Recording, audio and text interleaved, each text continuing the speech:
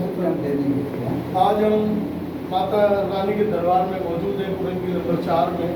ये जो छोटा सा वाक़या हुआ है मंदिर की, कुछ लोगों ने आकर इस मंदिर को मतलब जो नुकसान पहुंचाया है, जिसकी क़यादत आज राजा सरवन मंगलानी साहब और पाकिस्तान हिंदू कौंसिल इस मंदिर में मौजूद है।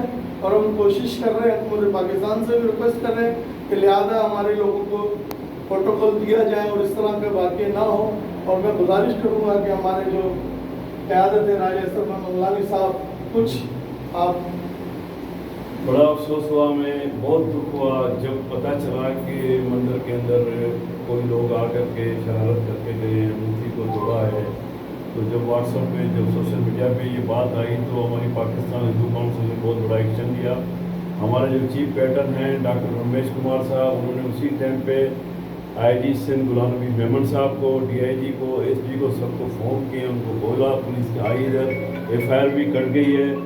और हम लोग कोशिश कर रहे हैं पाकिस्तान हिंदू काउंसिल की तरफ से तो इनके साथ इनका पूरा तहफ़्फ़ुज़ किया जाए और आइंदा ऐसा वाक़या नहीं हो।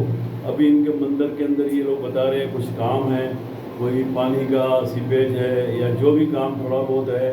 मैं कोशिश करता हूँ, हिंदू काउंसिल को बोलता हूँ कि भाई इनको जो है मदद करें।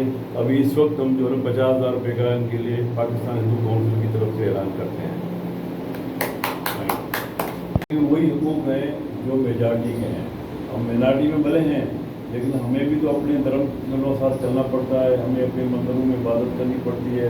हमारे मंदिर तो देखो कराची में बहुत सारे मंदिर हैं, तो हुकूमत का फ़र्ज़ बनता है कि उनका तोहफ़ा उनको फराहम करे और जो भी हमारी मिनाटी के लोग रहते हैं उनको तोहफ़ा फराहम करे।